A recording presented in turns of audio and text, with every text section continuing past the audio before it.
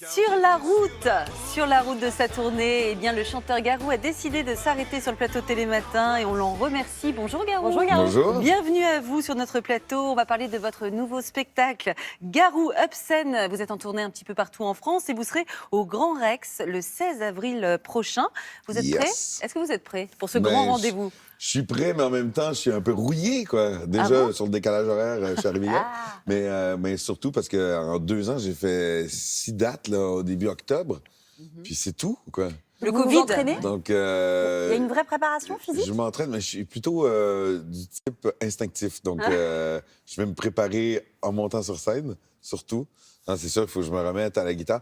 Puis en plus, ce show-là, c'est la première fois que le show tient beaucoup sur ma guitare. Donc, avant, je jouais pas beaucoup d'instruments et tout. Un peu de piano, un peu de guitare.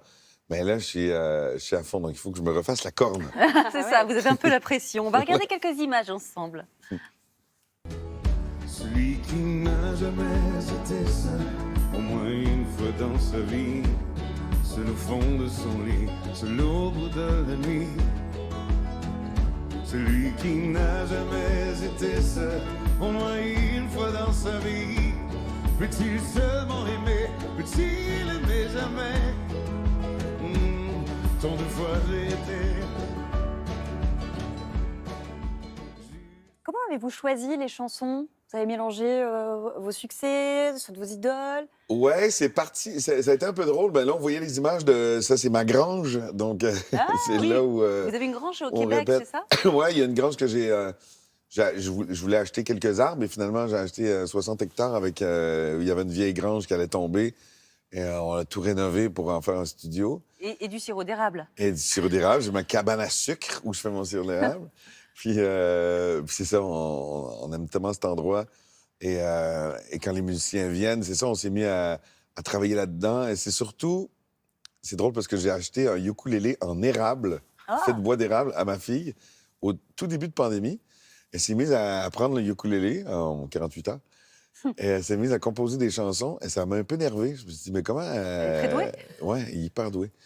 Et d'un coup, elle s'est mise à composer des trucs excellents.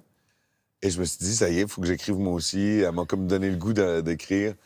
Et c'est tombé très folk, limite country. Et on s'est mis à travailler avec les musiciens. Puis là, j'ai ramené toutes les chansons qu'on a vues seules, qui n'avaient plus rien à voir avec sa version originale. Ouais, génial. Et j'ai amené plein de chansons dans cet univers-là. Alors forcément, quand on pense à vos chansons, on en a tous une en tête. Et forcément, on a celle-ci. Ça a été la grande surprise sur Belle, parce qu'on a 3 voix différentes. Daniel Lavoie, Patrick Fiori et moi. C'est un mot qu'on dirait inventé pour quand elle danse et qu'elle baisse encore un jour. Tel un oiseau qui étend ses ailes pour s'envoler. Alors je sens l'enfer s'ouvrir sous mes pieds. Alors pour nous, c'est un souvenir fabuleux. Est-ce que pour vous, ça l'est toujours Moi, Notre-Dame? absolument pas. C'est qui le mec qui parlait au début? Il vous ressemble vaguement? Très loin, hein? C'est quoi votre sentiment quand vous revoyez ces images? Ça vous rappelle de très bons souvenirs ou c'est une autre vie? La vérité, c'est une autre vie. Ah oui? C'est fou parce que j'étais tellement imprégné de Notre-Dame, je l'ai vécu tellement intensément. Je me souviens que je me faisais mal Mais oui, physiquement. c'est ça, ça doit vous rappeler des mentalement. courbatures, non? Parce que vous étiez complètement courbé sur scène. Vous avez eu vous en avez gardé des douleurs? Ouais, non plus? évidemment. Ouais. Et même les douleurs étaient avant, en fait. J'avais un genou qui s'était déboîté et tout. J'avais des problèmes avec le genou. Et j'ai placé tout le rôle physique de Quasimodo sur le ce genou. Et 3 ans plus tard, le genou avait vraiment écopé. Mais je voulais souffrir. Donc, chaque soir, je me faisais mal physiquement pour avoir mal mentalement. Quasimodo devait souffrir. Pour interpréter ce rôle, c'est aussi le moment Et où je pleurais vraiment profondément chaque soir. C'est aussi le moment où vous êtes devenu immensément connu. Est-ce que c'est un bon souvenir pour vous, ce passage de l'anonymat à la grande notoriété?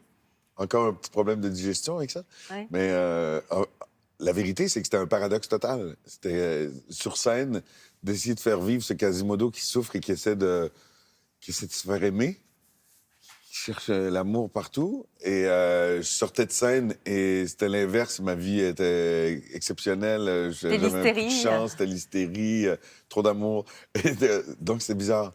Si on peut faire une petite session psy ce matin. Oui, Allongez-vous, je c'est vous en prie, Garou.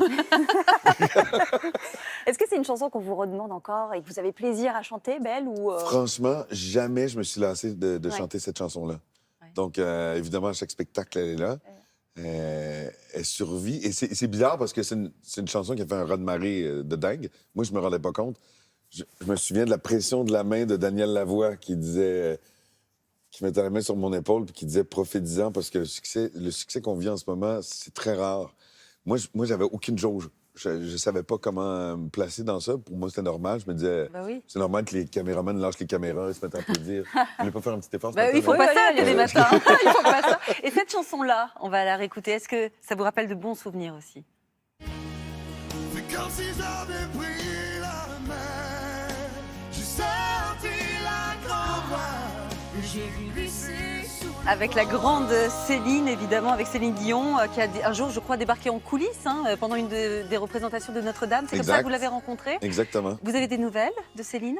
Ça fait un petit bout que j'ai pas parlé, mais c'est toujours beau de voir ça. Je me suis vraiment mis dans la merde, hein, parce que c'est ça, t'as le succès de Belle où il faut qu'on soit 3. Là, sous le vent, il faut qu'on soit 2.